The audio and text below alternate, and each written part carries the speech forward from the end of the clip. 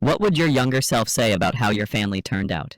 Picture this. You're sitting in a stuffy Ohio courtroom, watching your own son get torn apart by the woman who swore to love him, her family grinning like they've won the lottery. And then I walk in quiet as a shadow, and everything flips in an instant. Because sometimes the real power isn't in the loudest voice, but in the one that's been silent all along, and trust me, what comes next will make you question every family secret you've ever buried, pulling you deeper into a tale of hidden strengths and family fractures that unfold with the slow burn of a Midwestern summer storm. I never imagined that my quiet life in Dayton, Ohio, surrounded by the familiar rhythms of neighborhood barbecues and church potlucks, where folks share stories over plates of homemade apple pie and iced tea, would lead me to witness such a raw unraveling of the bonds I held dear, especially when it came to my son Mark, a man whose gentle reliability had always been the steady anchor in our modest world after his father passed away far too soon from the relentless grind of factory work that left little room for rest or reflection on dreams deferred. For 62 years, I've navigated these waters with a calm born of necessity, raising Mark through scraped knees and school plays while keeping certain chapters of my own story tucked away like old letters in an attic trunk. Chapters involving long hours in distant courtrooms where decisions shaped lives in ways that demanded a separation between the apron-wearing widow everyone saw and the woman who once wielded authority with a measured hand, all to protect the simple normalcy we cherished amid the rusting edges of our industrial town. The troubles truly began to surface about a year before that fateful courtroom day, during one of those family gatherings I hosted in my cozy ranch house on Elm Street, where the kitchen table stretched under the weight of a hearty pot roast flanked by steaming bowls of mashed potatoes and green beans simmered with bacon.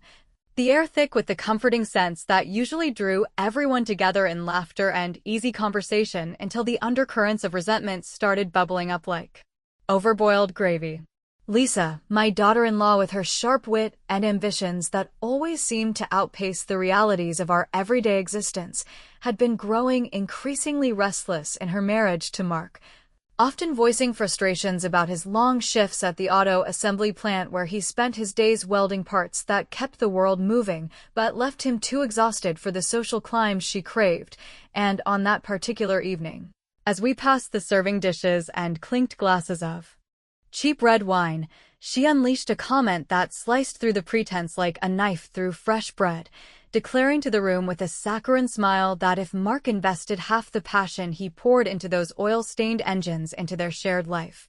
perhaps their relationship wouldn't feel so predictably stagnant, her words landing with a sting that echoed the subtle superiorities her family had always hinted at during holiday visits. Her brother Tom, a self-assured lawyer from the upscale side of town who drove a gleaming SUV and peppered conversations with references to his golf club connections, let out a hearty chuckle that encouraged her, while her mother Karen nodded along with feigned sympathy, her perfectly manicured hands fluttering as if to emphasize the drama. Their collective amusement turning what should have been a warm family moment into a stage for mockery that left Mark staring fixedly at his plate, methodically rearranging his peas in silence as the weight of their judgment settled over him like an unwelcome fog. I held my composure in that instant, drawing on years of practice in maintaining poise under pressure from situations far more intense than domestic spats. But as the evening progressed and Lisa continued layering on critiques about Mark's unflashy approach to providing for their future, contrasting it with her own visions of upscale dinners and neighborhood status symbols that her family reinforced with knowing glances, I found myself unable to resist intervening with a subtle redirection that carried the bite of quiet insight, casually remarking while refilling her wine glass that ambition certainly sparkles in the spotlight yet often overlooks the foundational efforts of those who ensure the lights stay on without fanfare. My tone light enough to pass as harmless observation, but pointed enough to cause a momentary hush, with Lisa's cheeks coloring slightly and her relatives exchanging uneasy looks that betrayed their discomfort at having their polished exteriors prodded. Mark caught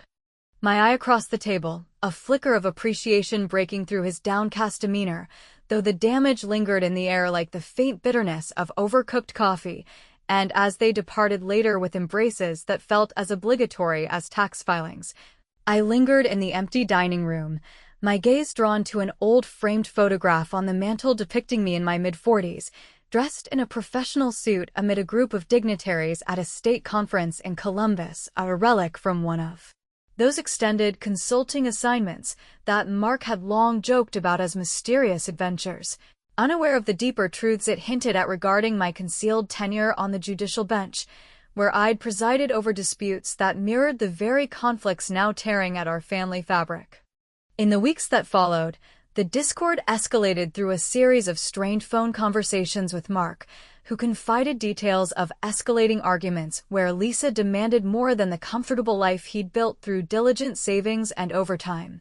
Her aspirations fueled by her relatives' encouragements to seek what she deserved, while whispers from mutual acquaintances carried tales of her private complaints about being tethered to a man whose roots ran too deep in blue-collar soil for her tastes. Her family's influence loomed large in these narratives, with Tom boasting of legal maneuvers that would favor her in any separation and Karen organizing gatherings where the Harpers were subtly portrayed as quaint relics in need of modernization.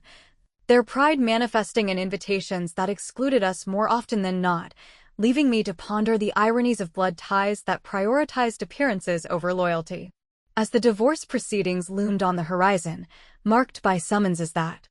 outlined Lisa's claims on assets Mark had amassed through years of frugal living, I grappled internally with the decision to remain on the sidelines or step forward,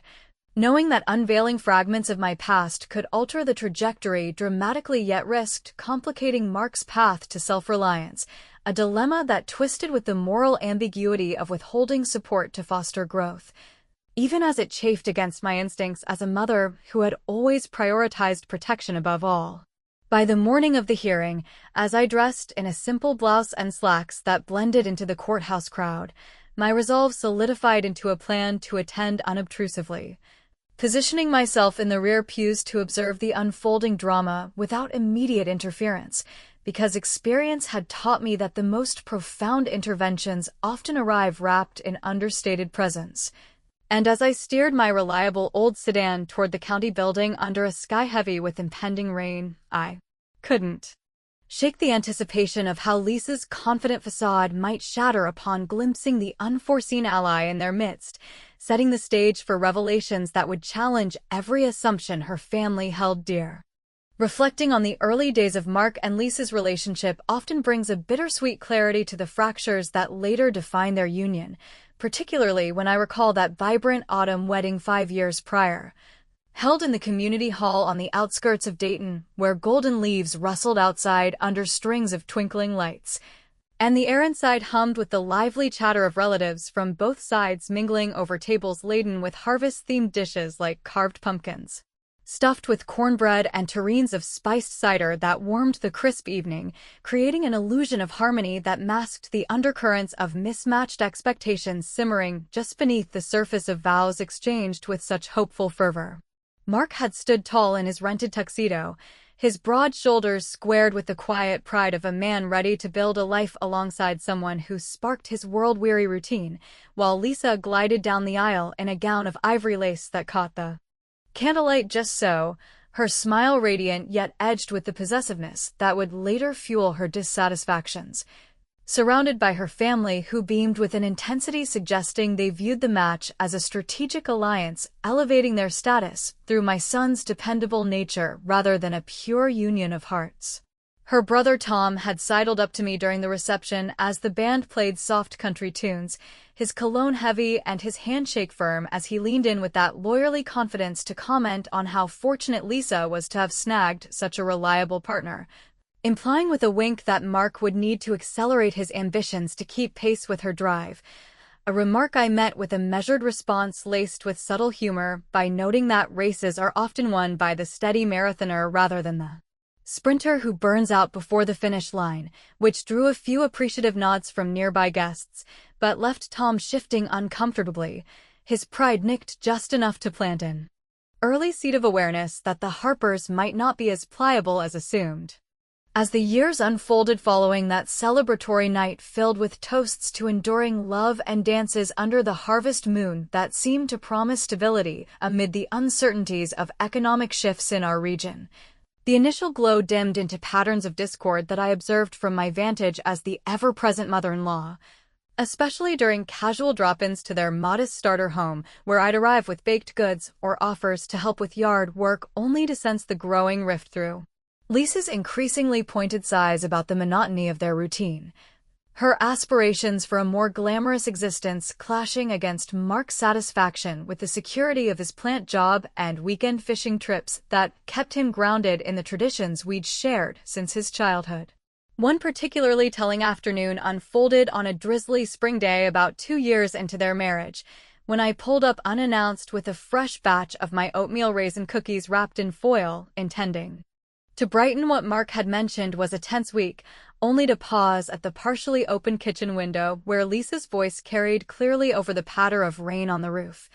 engaged in a phone conversation with her mother Karen that revealed the depth of her frustrations without any filter of politeness. She was venting about Mark's predictability in the most cutting terms, describing him as a dependable but uninspiring fixture who provided the basics yet failed to deliver the excitement or social elevation she believed her efforts in networking and part-time sales warranted, her laughter ringing out with a mocking undertone that portrayed their life together as a dull cage rather than the partnership celebrated at their wedding, words that struck me like unwelcome truths unearthed from a family album I'd rather keep closed, confirming the disdain her relatives had subtly woven into conversations at gatherings where they praised their own upward trajectories while casting our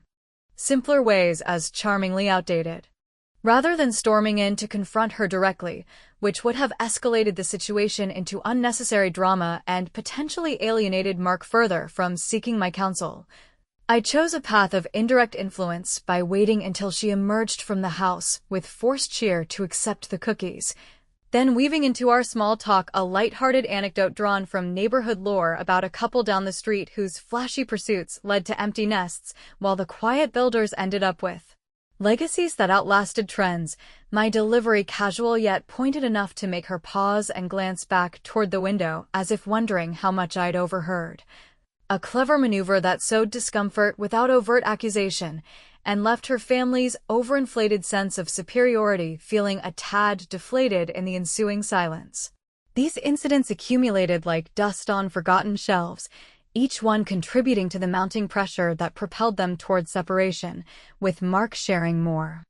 confidences during our evening walks around the block where he'd unburden himself about Lisa's late nights at social events with acquaintances who flaunted bigger homes and vacations abroad,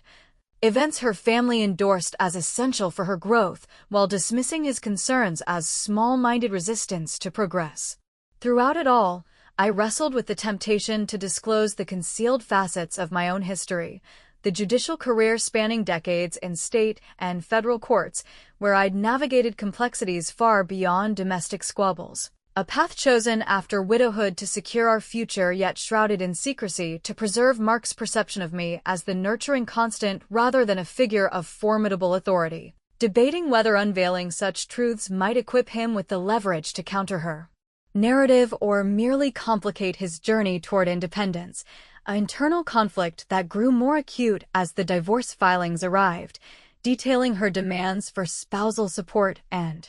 property division that undervalued his contributions and overstated her sacrifices.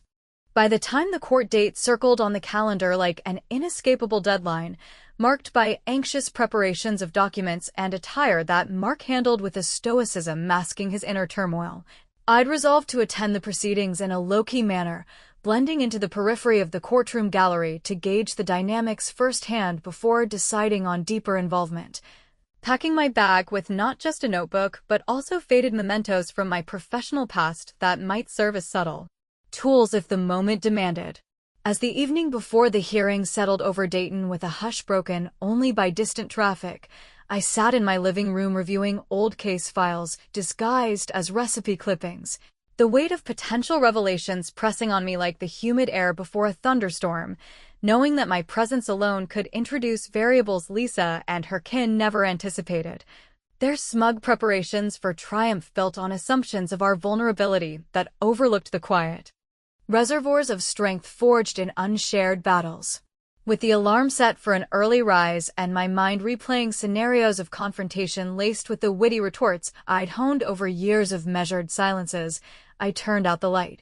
the anticipation building toward a dawn that would carry me into the courthouse, where alliances would shift and secrets hover on the brink of exposure, leaving even me uncertain about the precise shape of the reckoning to come.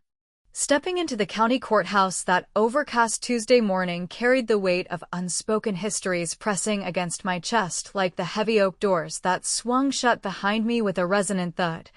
The building itself a monument to the small-scale justices and injustices that define lives in places like Dayton, where folks navigate legal tangles with a mix of resignation and reluctant hope.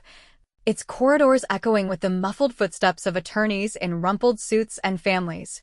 huddled in anxious clusters, all converging on rooms where futures hinge on interpretations of paper trails and spoken testimonies that often reveal more about human frailties than factual accuracies. I had timed my arrival deliberately late to avoid the awkward pre-hearing pleasantries that would draw unnecessary attention, slipping through the metal detectors with my purse containing little more than a tissue, a notepad,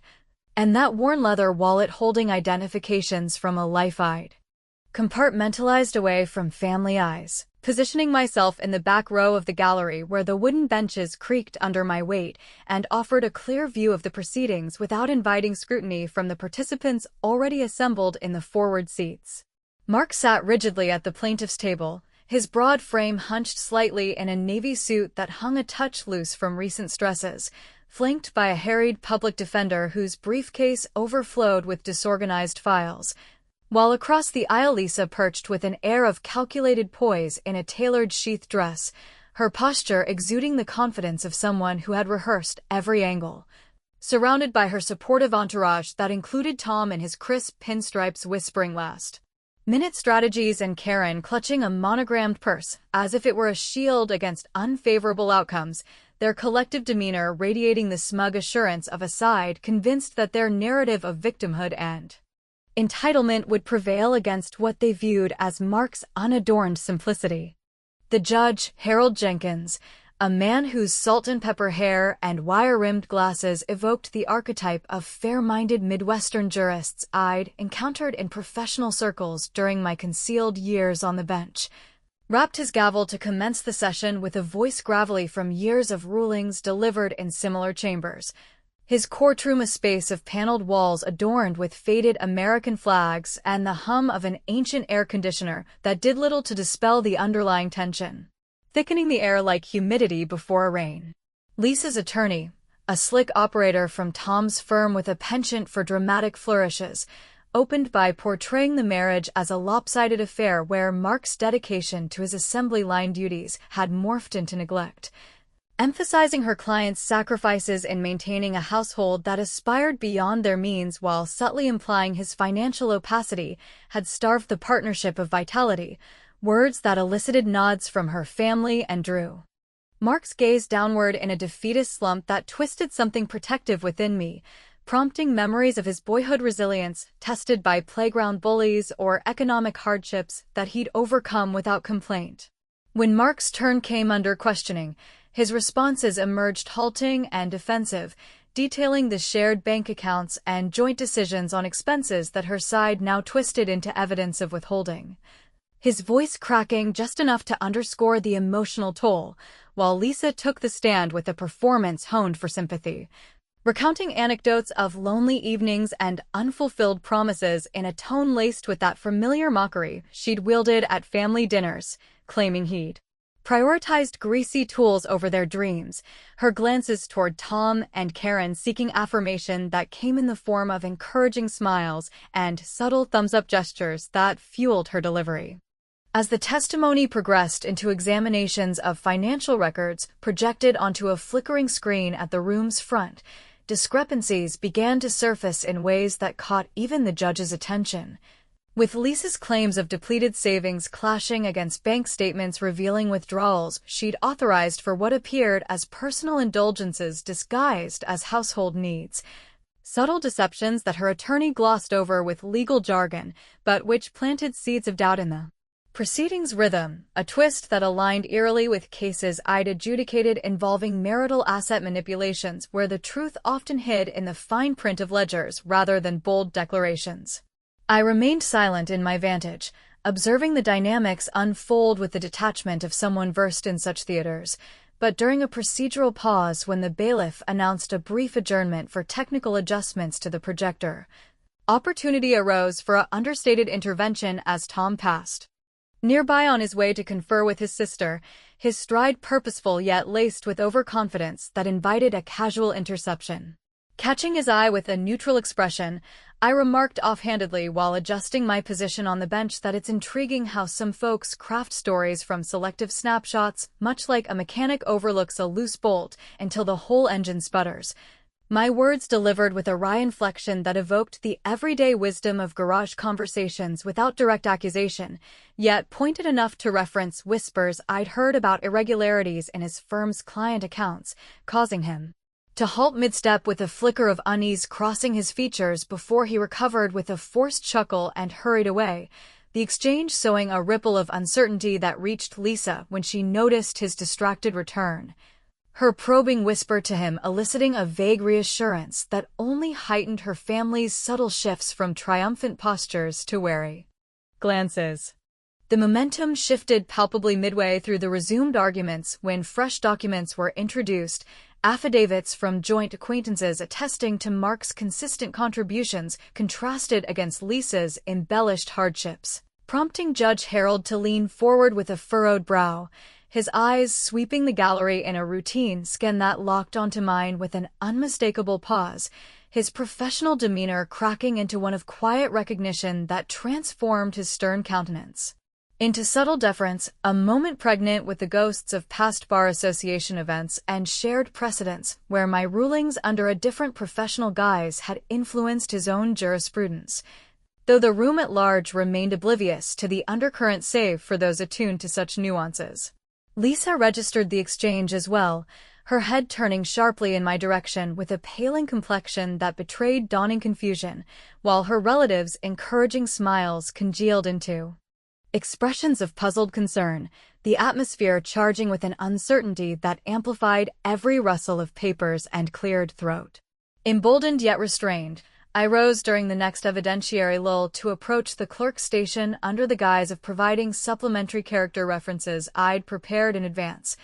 documents outlining Mark's long-standing reliability through community involvements and financial steadiness that indirectly undermined Lisa's portrayals without overt confrontation. My presentation calm and factual in the manner of depositions I'd once overseen, which drew a nod from Harold that lingered longer than protocol demanded. As the morning edged toward a mandated recess for lunch deliberations, the judge's parting gaze directed my way carried an implicit invitation for further input, stunning the assembly into a hush broken only by the scrape of chairs. And in that suspended interlude, as we filtered into the hallways buzzing with speculative murmurs, Lisa confronted me near the water fountain with a voice edged in demand for clarification on my role, only for me to respond with a composed assurance that certain insights emerge when least anticipated, much like rain after a prolonged dry spell. A reply that deepened her pallor and fragmented her family's cohesion, leaving the afternoon's resumption fraught with the dilemma of how profoundly to engage my concealed expertise without appending the delicate balance I'd maintained for so long, a choice hovering on the precipice as the clock ticked toward revelations that could redefine loyalties in irreversible ways. The recess in that courthouse hallway stretched into a limbo of hurried conversations and the clink of vending machine coins, where I positioned myself against a cool tile wall nursing a cup of lukewarm coffee that tasted more of regret than refreshment, my thoughts involuntarily spiraling back to the origins of the dual life I'd constructed decades earlier, a necessity born from the ashes of widowhood when Mark was just a lanky 12-year-old navigating the loss of his father through awkward silences and forced bravado at school events, prompting me to channel my grief into evening classes at the local community college, where lectures on constitutional law ignited a fire that propelled me through law school scholarships and clerkships. eventually landing me on the state bench under the professional pseudonym Evelyn Thorne to sever the judicial gravitas from the everyday tenderness of motherhood that demanded I attend bake sales and parent-teacher conferences without the shadow of courtroom authority complicating our modest existence. Those years blurred into a rhythm of clandestine commutes to Columbus for hearings that dissected the intricacies of human entanglements, much like the one unfolding before me now, where I'd preside over divorces entangled in deceptions and asset disputes with an impartiality that hardened my resolve yet left me yearning for the simplicity of home-cooked meals shared with Mark. Decisions like the one involving a similar case of marital fraud, where a wife's hidden expenditures unraveled under scrutiny, mirroring Lisa's tactics in ways that now fueled my internal debate on whether to fully disclose my background to tip the scales decisively or withhold it longer to compel Mark toward greater self-assertion. A choice that carried the sting of potential harshness in its detachment, as if denying a parched traveler the canteen to build endurance against future thirsts, even though such restraint might strike observers as an overreach of tough love bordering on emotional parsimony.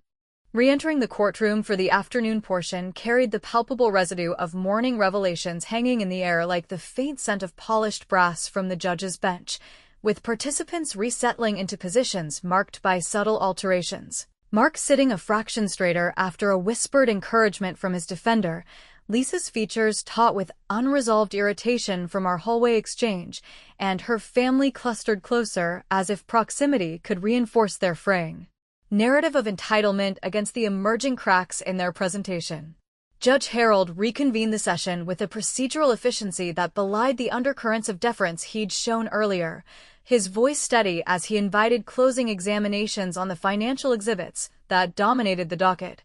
prompting Lisa's attorney to double down on assertions of Mark's purported stinginess by highlighting selective transaction logs that omitted her own diversions of funds toward what she framed as essential lifestyle enhancements, including enrollment in motivational workshops that investigation revealed leaned more toward luxury retreats than genuine self-improvement, a twist in the evidence that Harold interrogated with pointed questions drawing from established legal standards on equitable distribution, standards I'd helped shape through rulings that emphasized transparency over performative grievances, his phrasing inadvertently echoing precedents from my tenure without naming sources. As the discourse intensified, I found myself drawn inexorably into the fray when the judge directed a query toward the gallery for any relevant observations from neutral parties familiar with the couple's history, his gaze settling on me with an intentionality that transformed the room's atmosphere from contentious debate to anticipatory hush, compelling me to approach the witness area not as a mere relative, but as someone whose insights warranted formal consideration, a moment that caused Lisa to swivel in her seat with widening eyes, her pallor deepening as fragments of overheard whispers during the break connected to the deference Harold extended, unraveling her assumption of unchallenged dominance. Testifying under that scrutiny allowed me to channel the poise honed from countless similar platforms, recounting instances of Mark's unwavering support through community anecdotes like his volunteer repairs for elderly neighbors or the steady remittances he'd sent home during lean years. Narratives woven with a subtle wit that contrasted Lisa's embellishments by observing how some individuals construct grand edifices on shifting sands, while others fortify the bedrock that endures tempests, a formulation that elicited a restrained smile from the bailiff and prompted Tom's interjection with objections grounded in hearsay, only for Harold to sustain my relevance by citing procedural allowances for character evidence in domestic matters, his ruling laced with an undercurrent of respect that hinted at deeper familiarity with my concealed expertise. Yet, even as my words bolstered Mark's position and sowed visible discomfort among Lisa's supporters, Karen's fluttering hands stilling into clenched fists and Tom shuffling papers with uncharacteristic fumbling, the internal conflict raged fiercer, for unveiling the full scope of my judicial past could invoke disqualifying precedents to dismantle her case entirely, potentially awarding Mark not just fairness, but a decisive advantage that might stunt his growth through over-reliance on maternal intervention, a dilemma that positioned my silence as a deliberate trial by fire. one that audiences attuned to family loyalties might critique as excessively calculated, prioritizing long-term fortitude over immediate solace in a way that echoed the very impartial severities I'd once imposed from the bench. During an ensuing sidebar that pulled attorneys and the judge into private consultation, Harold extended the invitation for me to join briefly in chambers, his murmur upon my entry confirming the recognition with a low-voiced acknowledgement that my past decisions continued to guide his jurisprudence in asset divisions, a revelation that Lisa partially overheard from the doorway in her anxious pacing, her exclamation of disbelief slicing through the tension and causing her family to exchange alarmed glances as their smiles dissolved into masks of strategic reevaluation. The session wound toward provisional adjournments with rulings deferred to allow for supplemental reviews, the air electric with the promise of shifts yet to crystallize, and as we dispersed into the late afternoon light filtering through corridor windows, Mark enveloped me in a grateful embrace tinged with bewildered queries about the judge's atypical deference, questions I deflected with a humorous aside regarding long-standing acquaintances from civic circles that masked the fuller truth, preserving the ambiguity that both protected and challenged him in equal measure. Lisa's parting glare from across the emptying hall carried a venomous undercurrent demanding explanations I offered only in veiled terms, suggesting that underestimations often precede enlightening corrections much like dusk yields to dawn. A retort that deepened the pallor across her features and fragmented her clan's cohesion further, leaving me to navigate the drive home through twilight streets alive with the what-ifs of tomorrow's finale, where the precipice of full disclosure loomed larger, forcing a final reckoning with the boundaries between guidance and revelation that could either mend our fractures or etch them indelibly into the family lore. Dawn broke over Dayton with a reluctant clarity that mirrored the uncertainties churning within me as I prepared for the conclusive courtroom session. The air in my kitchen carrying the faint aroma of brewing coffee mingled with the resolve I'd fortified overnight through restless reflections on the delicate tightrope between revelation and restraint,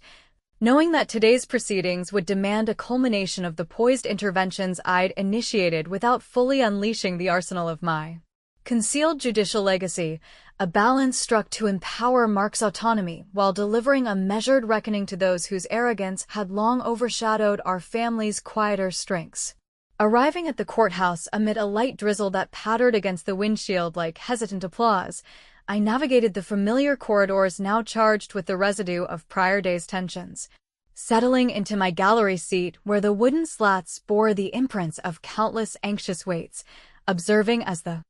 assembly reconvened with altered dynamics, Mark's posture infused with a tentative confidence bolstered by yesterday's gains. Lisa's expression a volatile mix of defiance and dawning apprehension flanked by her family's subdued huddles that betrayed the erosion of their initial bravado. Tom rifling through notes with uncharacteristic haste, while Karen's usual fluttering gestures had stilled into rigid stillness. Judge Harold entered with the measured stride of authority tempered by the undercurrents of our shared professional history, his gavel's sharp rap initiating the final arguments where attorneys clashed over interpretive nuances in the asset valuations and support entitlements, Lisa's counsel persisting in narratives of her uncompensated contributions that clashed against counterarguments highlighting mutual obligations and her own fiscal indiscretions, the discourse weaving through precedents on marital equity that Harold invoked with deliberate precision, each citation subtly nodding to frameworks I'd authored in my Thorn-era rulings without explicit attribution, a layered homage that deepened the room's anticipatory hush. As the presentations peaked, Harold interjected with a directive for supplementary testimony from informed observers, his gaze sweeping to me once more with that unmistakable deference that now elicited visible reactions across the chamber. Mark's puzzled turn toward me seeking silent confirmation, Lisa's sharp intake of breath as realization solidified regarding the anomalous respect directed my way, and her relatives' faces draining of color as the implications rippled through their strategic assumptions like cracks in a facade under pressure. Answering the call, I approached the stand with the steady gait of experience guiding my steps, affirming under oath the patterns of reliability Mark had demonstrated throughout his life, from adolescent responsibilities to adult provisions that sustained not just his household, but extended kin during hardships. My delivery infused with a wry observational humor by contrasting how certain pursuits chase ephemeral glitters while others cultivate enduring soils that yield lasting harvests, a phrasing that drew a suppressed murmur of agreement from the court reporter and prompted Tom's futile objection on relevance grounds. Swiftly overruled by Harold's invocation of evidentiary flexibility in familial contexts that echoed the very doctrines I'd helped codify. In that elevated moment, the internal dilemma crested as Mark's eyes met mine across the space, brimming with a blend of gratitude and urgent curiosity about the deference unfolding, compelling me to weave partial truths into my close. A murmured aside during a brief recess conferring that my consulting days encompassed more than administrative drudgery, but served as lessons in justice's measured hand. A disclosure laced with light-hearted deflection about the unglamorous realities of legal ledgers over spy thrillers, which elicited his tentative smile even as it preserved the fuller veil over decades of bench-side deliberations that could have dismantled Lisa's case with authoritative finality.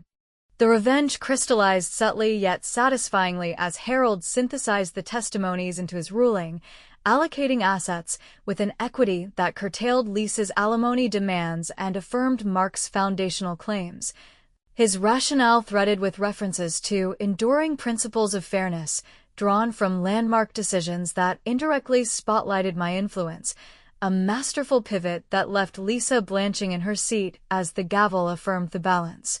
her family's triumphant auras evaporating into defeated silences, with Tom averting his gaze and Karen gathering her belongings in hasty retreat. The collective humiliation delivered not through bombast, but the quiet unraveling of their overreach exposed under impartial scrutiny. Yet even in that vindicating crest, ambiguities lingered like shadows at dusk, for my selective revelations raised unspoken queries in Mark's parting embrace outside the chambers about why I delayed such empowering knowledge through his marital trials.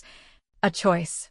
that now felt laden with the potential overreach of engineered adversity to forge his resilience, prompting even me to question if maternal strategy had veered into unintended cruelty by withholding the full armor sooner. A reflection that audiences steeped in family bonds might echo with their own reservations on the costs of such calculated silences. As we descended the rain-slicked steps into the parking lot where Lisa lingered at a distance, her parting declaration that this isn't finished hanging in the mist like a veiled thread of appeals or lingering vendettas nurtured in private circles. Her clan's faded expressions hinted at broader reckonings beyond legal verdicts, perhaps familial estrangements or self-reckonings that promised no tidy resolutions, leaving Mark and me to navigate the drive home through streets glistening under clearing skies, his promises of deeper conversations mingling with the what-ifs of paths untaken, the true courtroom emerging as the one within our